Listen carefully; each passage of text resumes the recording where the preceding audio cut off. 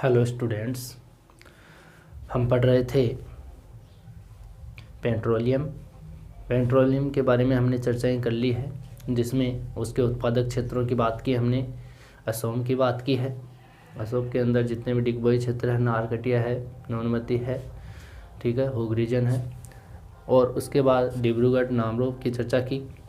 फिर हमने गुजरात वाले क्षेत्रों में कल्लोल अंकलेश्वर क्षेत्र है, ठीक है, वहाँ उनकी चर्चा करने के बाद में जो बसीन क्षेत्र है, जो अपतटीय क्षेत्र है, उनकी भी चर्चाएं हमने की थी। जो मुंबई वाला अपतटीय जो क्षेत्र है, जहाँ भारत का मगन तट पाए जाते हैं, उन मगन तटों वाले क्षेत्र में जो जलज चट्टानें हैं, उनके अंदर पेट्रोलियम के भंडार पाए जाते हैं। उसके बाद हमने इन मगन तटों वाले क्षेत्रों में ही हमने केजी बेसिन वाले क्षेत्रों की बात की, कावेरी बेसिन की भी बात की है।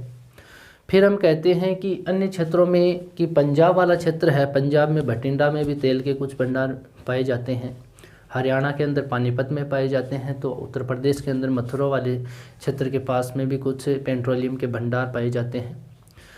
फिर हम बात करें कि उत्खनन से जो प्राप्त यहाँ के पेट्रोलियम को यहाँ स्थानीय जो परिशोधनशालाएँ हैं उनमें परिशोधित कर लेते हैं। और राजस्थान में हम बात करें तो राजस्थान में जो बाड़मेर जो क्षेत्र है, राजस्थान के बाड़मेर क्षेत्र, बाड़मेर में भंडार प्राप्त हुए हैं। हम पढ़ रहे थे पेट्रोलियम, ठीक है। राजस्थान के कौन से ज़िले में? बाड़मेर ज़िले के अंदर पेट्रोलियम के भंडार पाए जाते हैं। यहाँ पर एक कंपनी है केर्न। इस केर्न कंपनी ने 2012 में यहाँ तेल निकालना प्रारंभ किया था। कब किया था? 2012 में। यहाँ पर तेल के कुएं खोदे गए हैं, जिनके स्थानीय नाम पे इनको बोला जाता है। यहाँ पे भाग्यम है, भाग्यम तेल का कुआं। यहाँ पे मंगला है, यहाँ पर ऐश्वर्या है, यहाँ पे मंगला तेल कुआं है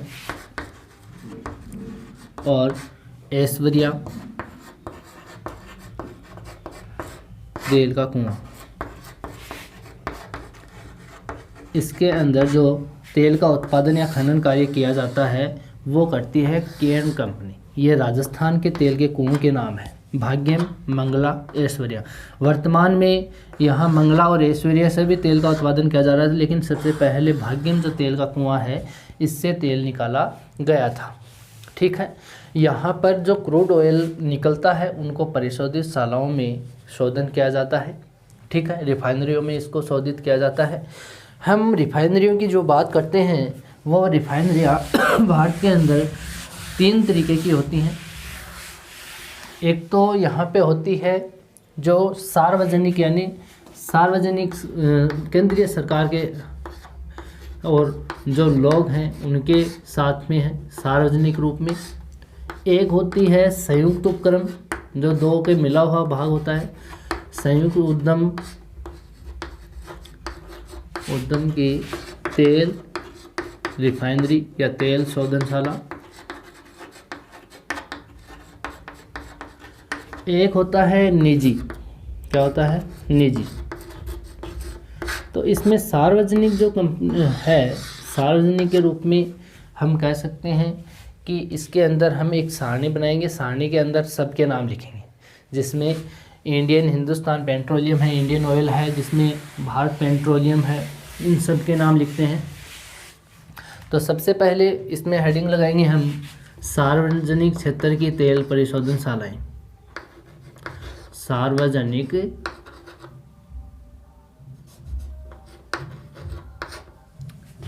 क्षेत्र की परिशोधनशालाएं।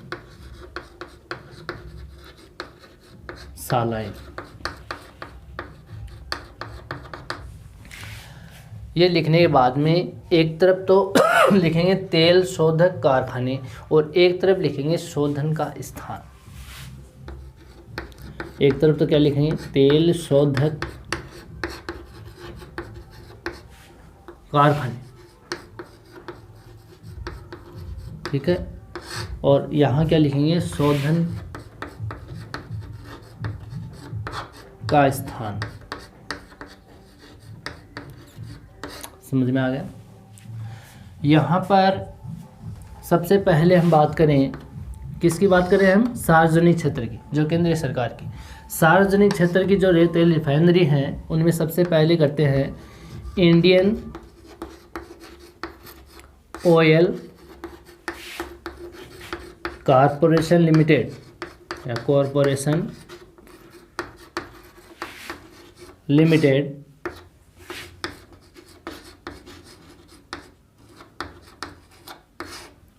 गुवाहाटी। शोधन का स्थान कहाँ है, गुवाहाटी, और गुवाहाटी कहाँ है, Assam,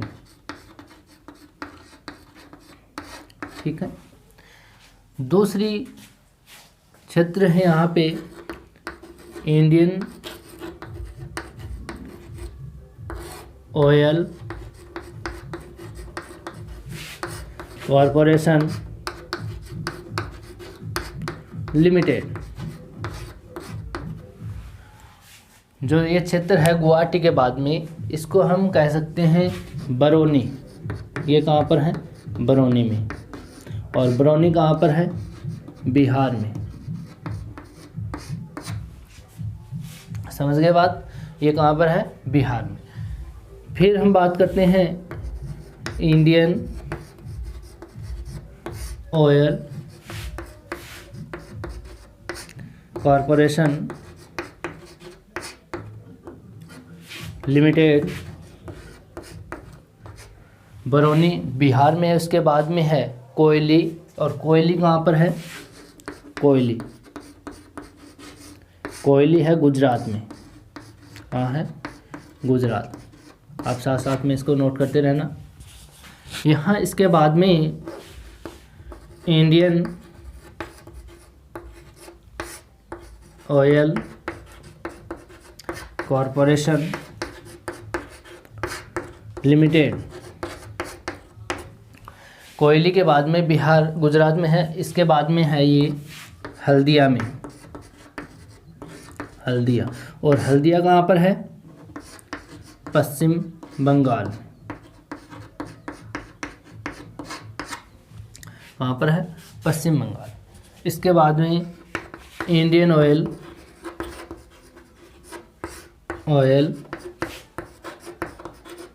corporation limited,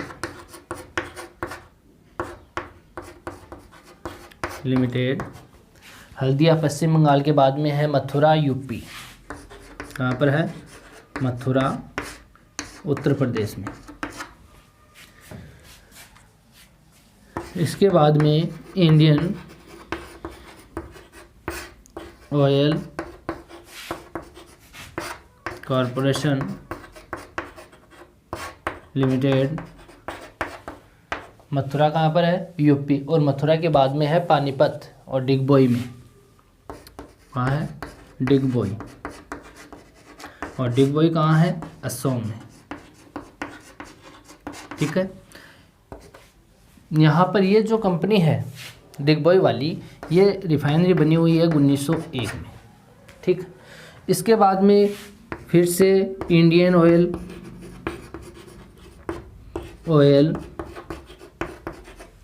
corporation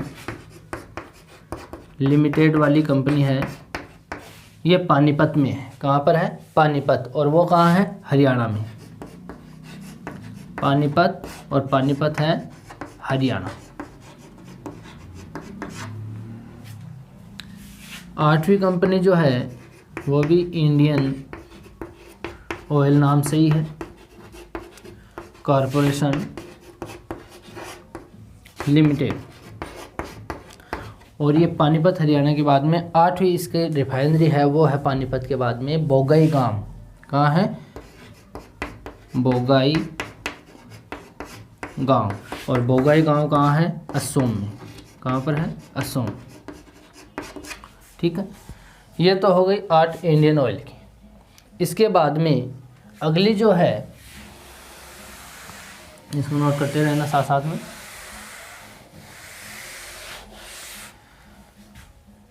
9 number पे यहाँ पे हिंदुस्तान, कौन सी है? Hindustan petroleum corporation limited. ये 1954 में बनी हुई है और यह कहाँ पर है? मुंबई महाराष्ट्र में। HPCL की, HPCL कौन सी हो गई? हिंदुस्तान पेट्रोलियम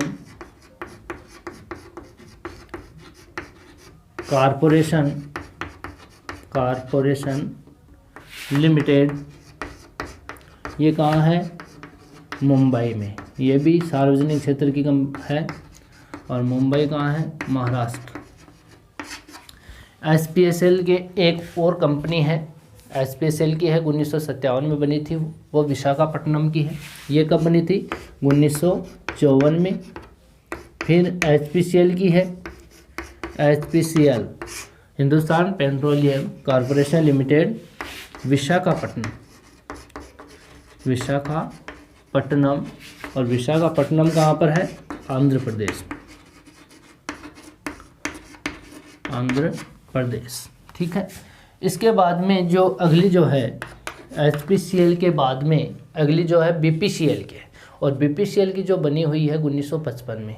और BPCL का मतलब हो गया BPCL, Bharat petroleum corporation limited. ये भी कहाँ है? मुंबई में। और मुंबई कहाँ है? महाराष्ट्र में। ये कब बनी थी? 1955 में। और आंध्र प्रदेश वाली 1957 में। इनकी डेट्स भी देख लेना। ये BPCL की है, भारत पेट्रोलियम कॉरपोरेशन लिमिटेड। ठीक है। भारत पेट्रोलियम के बाद में जो अगली है वो है BPCL की, और BPCL की है कहाँ पर? कोच्चि में। वो भी कौन सी है? BPCL। और अगली ये कहाँ पर है रिफाइनरी? ये कोच्चि में है। और कोच्चि कहाँ पर है? कोच्चि है केरल में। कहाँ पर है? केरल। नेक्स्ट है यहाँ पे BPCL के बाद में यहाँ चेन्नई पेट्रोलियम कॉरपोरेशन लिमिटेड। कौन सी है? चेन्नई पेट्रोलियम कॉरपोरेशन लिमिटेड, जो कि कहाँ है? नागपट्टिनम में या नागपट्टनम। यहाँ पे है चेन्नई पेट्रोलियम कॉरपोरेशन लिमिटेड।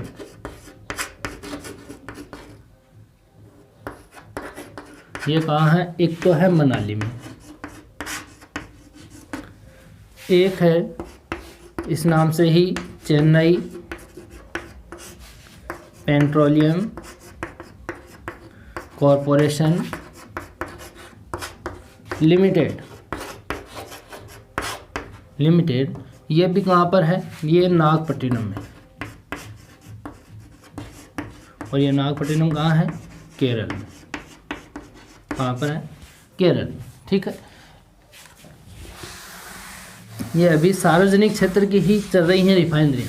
सार्वजनिक के बाद में हम संयुक्त वाली देखेंगे और निजी वाली देखेंगे। संयुक्त में 2 है और निजी में 3 है। ठीक है। इसके बाद में हम चेन्नई पेट्रोलियम कॉरपोरेशन लिमिटेड के बाद में बात करें तो यहाँ पे है नुमालीगढ़ रिफाइनरी है, और नुमालीगढ़ में ही है ये। और नुमालीगढ़ है कहाँ पर? ये असम में है। नुमालीगढ़, नूनमती नुमालीगढ़ जो हमने चर्चाएं की है उसकी बात कर रहे हैं। तो यहाँ पे है नुमालीगढ़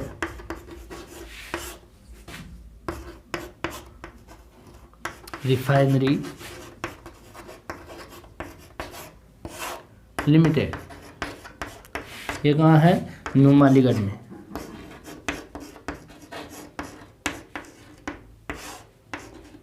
और नुमालीगढ़ कहाँ पर है? असम में। इसके बाद में 3 और है सार्वजनिक क्षेत्र की, जिसकी हम बात करें तो मैंगलोर रिफाइनरी है। Mangalore refinery and petroleum chemicals limited, जो मैंगलोर में है। यहाँ पे कौन सी है? मैंगलोर रिफाइनरी एवं केमिकल्स कौन सी है यहाँ पे, Mangalore refinery and petroleum chemicals limited, यहाँ पे पेट्रोलियम केमिकल्स लिमिटेड, और ये कहाँ पर है, मैंगलोर में,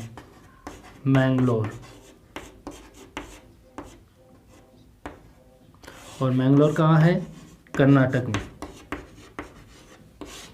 कहाँ है, कर्नाटक। फिर हम बात करें मैंगलोर के बाद में इसकी अगली कंपनी की, वो है यहाँ पे oil and natural gas corporation limited, Tatipaka. ये कहाँ है, आंध्र प्रदेश में। कौन सी है, यहाँ पे oil and natural gas.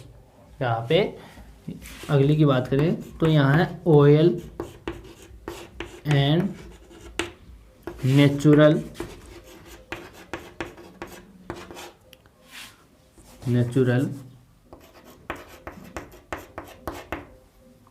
Gas corporation limited. ये कहाँ है, oil and natural gas corporation limited, और ये है कहाँ पर, ये है यहाँ ताटीपाका में। कहाँ पर है, ताटीपाका, और ताटीपाका है कहाँ पर, आंध्र प्रदेश में। कहाँ है, आंध्र प्रदेश में। ठीक है, यहाँ इसके बाद में जो सार्वजनिक क्षेत्र की कंपनी है oil and natural gas corporation के बाद में, वो है बीना भारत ओमन रिफाइनरी लिमिटेड, मध्य प्रदेश में है इसके ये वाली। तो यहाँ ये कंपनियाँ हैं, ये तो सार्वजनिक क्षेत्र के है ऑयल वाली। इसके बाद में यहाँ पे जो कंपनी आएगी ये वाली, ये आएगी संयुक्त उपक्रम वाली कंपनी। कौन सी है, संयुक्त उपक्रम की, बीना कंपनी है, ये मध्य प्रदेश में है। और मध्य प्रदेश में ये कंपनी किसकी संयुक्त रूप में कंपनी है, किसके साथ में, भारत ओमान की। भारत ओमान जो कंपनी है रिफाइनरी है, उसके साथ में इसकी संयुक्त है, संयुक्त उद्यम तेल शोधनशालाएँ हैं। बी नंबर में इतनी देर तो पढ़ रहे थे हम 77 तक सार्वजनिक क्षेत्र की। ठीक है, अब जो है वो कौन सी है, यहाँ पे बीना कंपनी है। उस बीना कंपनी ये है कहाँ पर है, तो ये एमपी में, और ये किसके साथ में संयुक्त उपक्रम है, ये भारत ओमान है, भारत की ओमान कंपनी। ओमान का मतलब जो अरब कंट्रीज हैं, भारत ओमान रिफाइनरी लिमिटेड। ठीक है, फिर इसके बाद में अगली जो संयुक्त रूप से इसके साथ में दो हैं, एक तो बठिंडा वाली है, बठिंडा जो पंजाब में है, बठिंडा, इसको गुरु गोविंद सिंह भी बोलते हैं, गुरु Govind Singh petroleum corporation limited, corporation limited बोलते हैं इसको। ठीक है, ये वाली है कहाँ पर, ये है तो पंजाब में। कहाँ पर है, पंजाब। और इस कंपनी में, बठिंडा वाली कंपनी में दो की संयुक्त परियोजना है इसके बठिंडा में, एक तो HPCL है और एक जो मित्तल एनर्जी लिमिटेड है उसकी संयुक्त परियोजना। दो कंपनियों के साझा है इसमें। एक तो कौन सा है, HPCL, HPCL, इसका मतलब हो गया हिंदुस्तान पेट्रोलियम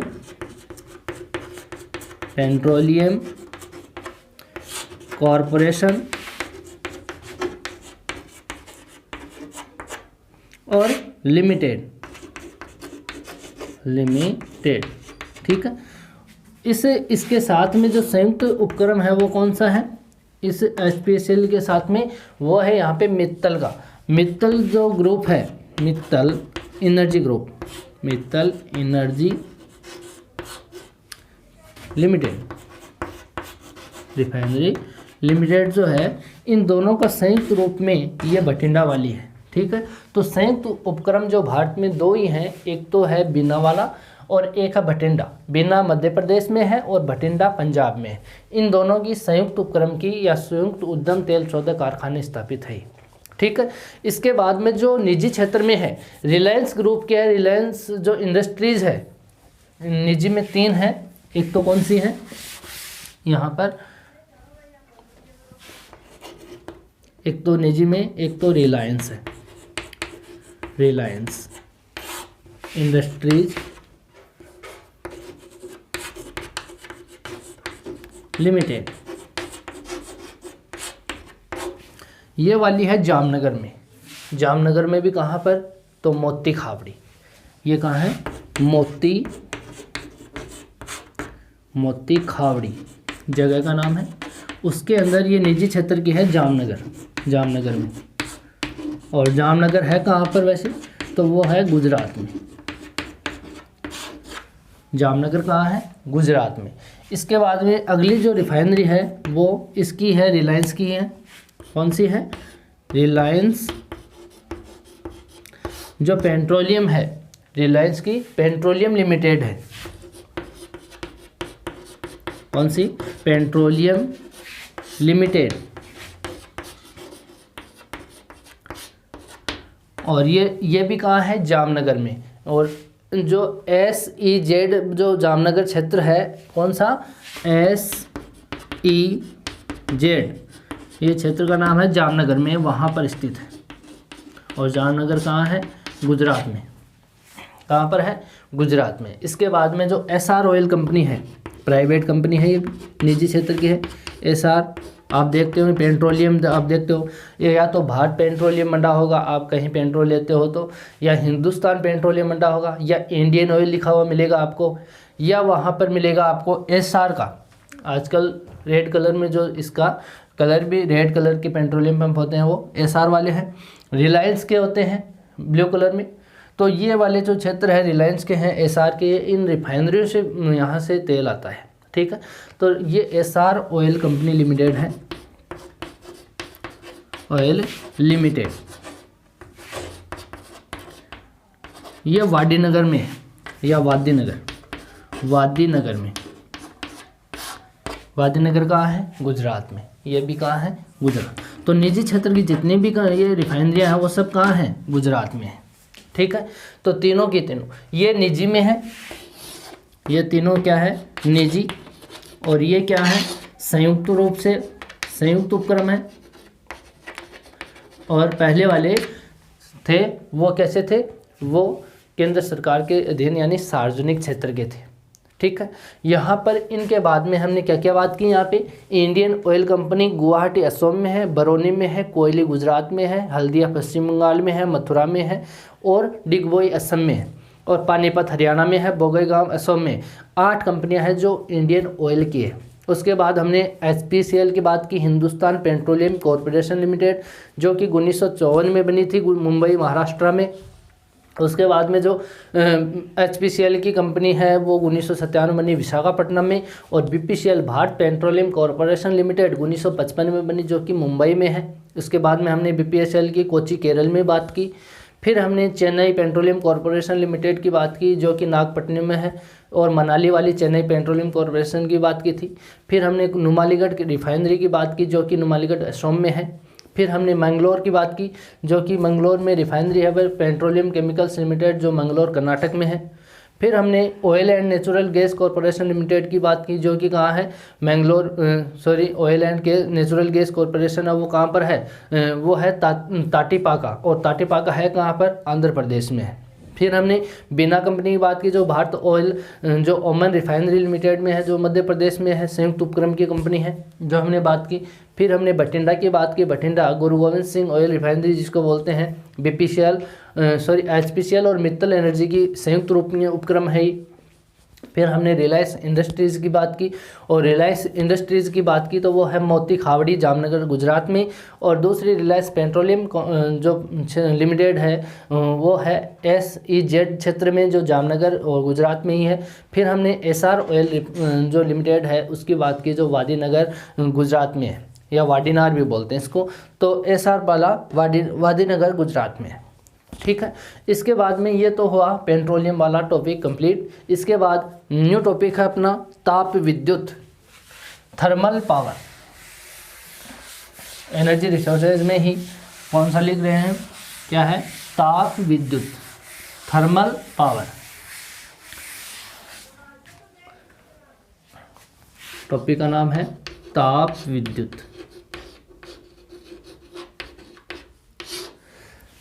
इसमें भारत ऐसा देश है कि ये विकसित होने के गार पे भारत विकासशील का पायदान पार कर चुका है, आने वाले समय में विकसित के पायदान पे अपना पैर रख देगा।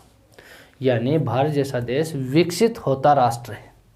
अपने इस विद्युत उत्पादन का इन्होंने जो ऊर्जा निर्माण कर रहे हैं उसमें मुख्य रूप से जो विद्युत का निर्माण हो रहा है वो ताप विद्युत संयंत्रों पर निर्भर है। किस पर निर्भर है, ताप विद्युत, थर्मल पावर पर निर्भर है भारत, ठीक है। लेकिन भारत में जो क्षेत्र हैं उन क्षेत्रों में क्रमशः के रूप में अगर देखें कि जो ताप विद्युत के संयंत्र हैं वो किन क्षेत्रों में है, तो उन क्षेत्रों में हम सबसे पहले कहेंगे तो ताप विद्युत संयंत्र सबसे ज़्यादा है वो पश्चिमी क्षेत्र में है, उसके बाद उत्तरी क्षेत्र में है, उसके बाद पूर्वी क्षेत्र में है, फिर दक्षिणी क्षेत्र में है। ताप विद्युत के बारे में नॉर्मल जानकारी है। जैसे हम बात करें क्रमशः हम देखें भारत के संदर्भ में तो सबसे ज़्यादा जो ताप विद्युत संयंत्र हैं वो पश्चिमी क्षेत्र में है। कहाँ पर है, पश्चिमी क्षेत्र में। और उसके बाद अगर बात करें तो उत्तरी क्षेत्र में है, और उसके बाद में अगर बात करें तो पूर्वी क्षेत्र में भी है,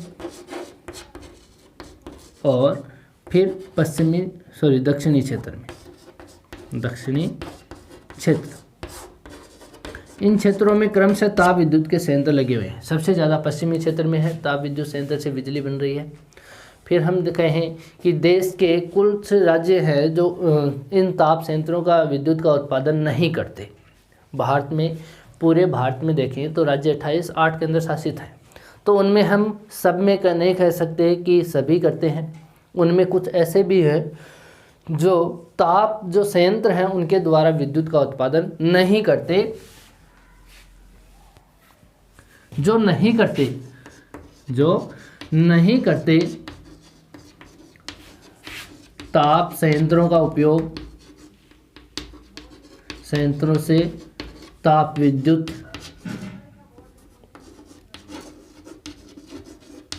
वह राज्य निम्न है। जैसे यहाँ पे बात करें हम, यहाँ अरुणाचल प्रदेश है, एक अरुणाचल प्रदेश ये नहीं करता। और बात करें तो गोवा है, और बात करें तो केरल है, हिमाचल प्रदेश भी नहीं करता,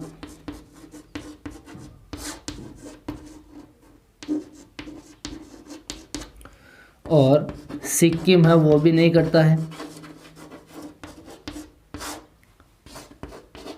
मेघालय नहीं करता, त्रिपुरा, मणिपुर, मिजोरम, नागालैंड,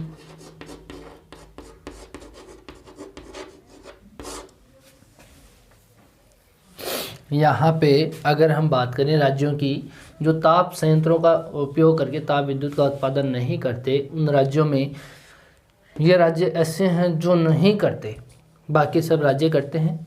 अरुणाचल प्रदेश नहीं करता, गोवा नहीं करता, केरल नहीं करता, हिमाचल प्रदेश नहीं करता, सिक्किम नहीं करता, मेघालय नहीं करता, त्रिपुरा, मणिपुर, मिजोरम और नागालैंड, इन क्षेत्रों के अंदर यहाँ पे ताप विद्युत संयंत्र नहीं लगे।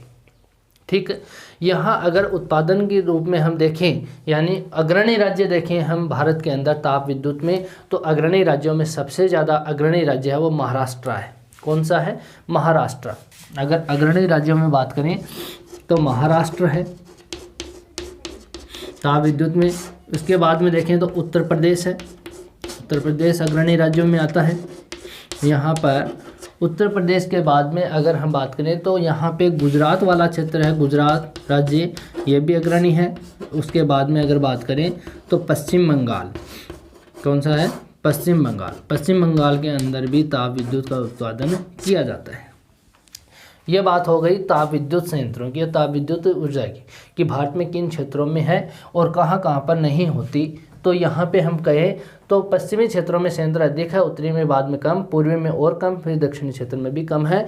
लेकिन इसमें जो ताप विद्युत संयंत्रों का उपयोग नहीं करते हैं उन राज्यों में अरुणाचल प्रदेश, गोवा, केरल, हिमाचल प्रदेश, सिक्किम, मेघालय, त्रिपुरा, मणिपुर, मिजोरम और नागालैंड, इन क्षेत्रों को आप ध्यान में रखोगे।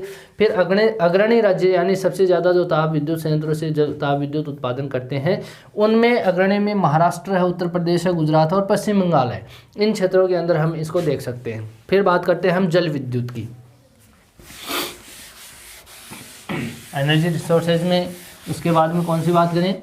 जल विद्युत ऊर्जा आज के समय में प्रचलित है।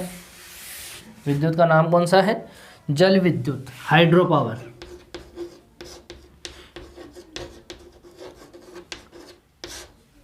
ठीक है, सामान्य बात बताते हैं पहले जल विद्युत हाइड्रो पावर के बारे में, कि जल जो है उस जल का जो बिजली बनती है उसके द्वारा जल खत्म नहीं होता है, पहली बात। यानी ये गैर परंपरागत स्रोत है, ये अब चला है। परंपरागत तो पहले से चला रहा है, उसको कहते हैं गैर परंपरागत। अनव्यकरणीय नहीं है, नव्यकरणीय है। अनव्यकरणीय का मतलब जो समाप्त हो जाता है दोबारा इसका उपयोग नहीं कर सकते। नव्यकरणीय का मतलब बार बार उसका उपयोग कर सकते हैं। जैसे हम कोयले की बात करें तो कोयला अनव्यकरणीय संसाधन है, यानी समाप्य प्रकार का है, और ये असमाप्य है यानी नव्यकरणीय है। इन दोनों में आपको कन्फ्यूजन होगी। एक तो होता है नव्यकरणीय, एक होता है अनव्यकरणीय। अनव्यकरणीय है इसी को समाप्य बोलते हैं,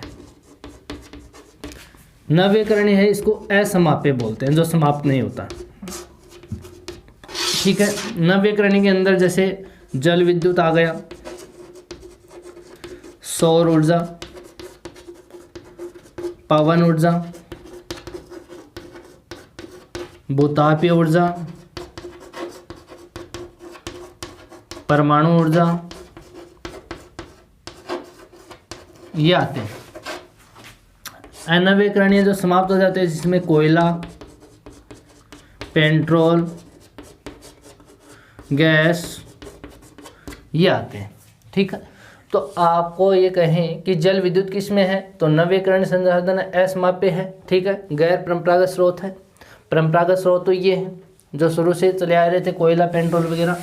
ठीक है, इसके बाद में हम बात करें जल विद्युत की, तो जल विद्युत बनती कैसे है? आपने पहले ही पढ़ा होगा। जल विद्युत जो होती है वो पर्वतीय क्षेत्रों में, पर्वतीय जितने भी क्षेत्र हैं, पठारी क्षेत्र हैं, जहाँ से नदियों के माध्यम से या झील हैं, तालाब हैं, इनके माध्यम से जो जल है उस जल में टरबाइन्स लगा करके बिजली बनाई जाती है। जैसे हम एग्जाम्पल के रूप में लें, पर्वतीय क्षेत्र है, पर्वतीय क्षेत्रों में वर्षा का पानी होकर के एक नाला बना जिसको हम नदी कहते हैं। नदी का वेग इस पर्वतीय ढाल पर तीव्र होता है। यहाँ पे अगर टरबाइन्स लग जाते हैं, टरबाइन्स का मतलब होता है एक पंखा लग जाता है वहाँ पे, और पंखे से उसमें टरबाइन्स में घर्षण होता है, उससे बिजली बनती है। जितना तेज़ पंखा घूमेगा उसका उतनी ही ज़्यादा विद्युत का निर्माण होगा। तो इन क्षेत्र में ये पानी आता है, इस पंखे पर गिरता है तो इस पंखे को रोटेट करवाता है, यानी घुमाता है इसको। ठीक है, यहाँ पर ये घूमेगा जितनी मात्रा में, यानी तीव्र गति से ये घूमेगा उतनी ही ज़्यादा विद्युत का निर्माण किया जाता है। तो ये एक तो पर्वतीय क्षेत्रों में होता है। पठारी भाग होता है, तो पठारी भागों में जो प्रपात बनते हैं जिन क्षेत्रों में, वहाँ पर भी बिजली बनाई जा सकती है। झीलें हैं, ऊपर झील है, यहाँ पे झील है और ऊपर से इस झील में पानी गिर रहा है तो इसके इस तट पर भी यहाँ पे भी बन सकता है। तो इस क्षेत्रों में जल विद्युत का निर्माण किया जा सकता है। सबसे ज़्यादा हम बात करें भारत के संदर्भ में, तो भारत के संदर्भ में जो इस राष्ट्रीय स्तर की एक वृहद परियोजना है जो कि इस पे नियंत्रण रखती है जल विद्युत पे, वो है यहाँ पर NHPC। NHPC ये भारत की एक कंपनी है, परियोजना है जो कि इसके ऊपर निगरानी रखने का कार्य करती है। नेशनल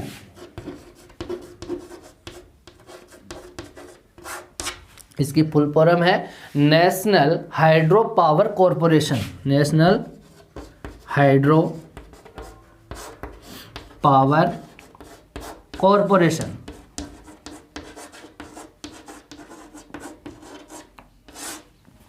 ये क्या करती है, जल विद्युत जितने भी है उसके ऊपर नियंत्रण रखने का कार्य करती है। जो राष्ट्रीय स्तर की वृहद परियोजना है NHPC।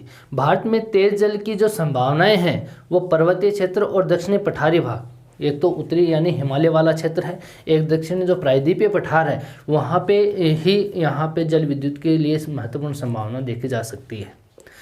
और जगह में जैसे हम जल विद्युत की बात करें तो जल विद्युत ऐसे नहीं होता है, वहाँ पे तीव्र वेग होना चाहिए। पानी का तीव्र वेग वहीं होता है जहाँ ढलान होती है, और ढलान कहाँ पर होगी, या तो पर्वतीय क्षेत्रों में होती है या पठारी क्षेत्रों में होती है। तो पर्वतीय क्षेत्र की बात करें तो हिमालय वाला जो क्षेत्र है वहाँ पे तीव्र ढाल है, वहाँ पे नदियाँ निकलती है। जैसे हम सिंधु नदी की बात करते हैं, गंगा यमुना की बात करते हैं, वहाँ पे ब्रह्मपुत्र नदियों की बात करते हैं, तो इन नदियों के माध्यम से जल विद्युत का उत्पादन किया जा सकता है।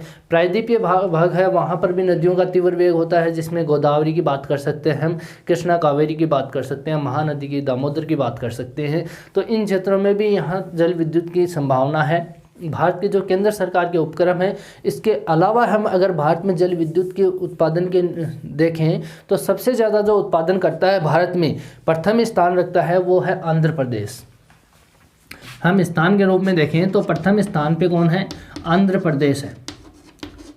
आंध्र प्रदेश में जल विद्युत सबसे ज़्यादा बनती है भारत के अंदर। ये केंद्रीय सरकार के उपक्रम जो है उनके अलावा है राज्यों के, ठीक है, सबसे ज़्यादा राज्यों में। फिर आंध्र प्रदेश के बाद में बात करें तो दूसरे नंबर पे जो आता है वो आता है कर्नाटक, ठीक है।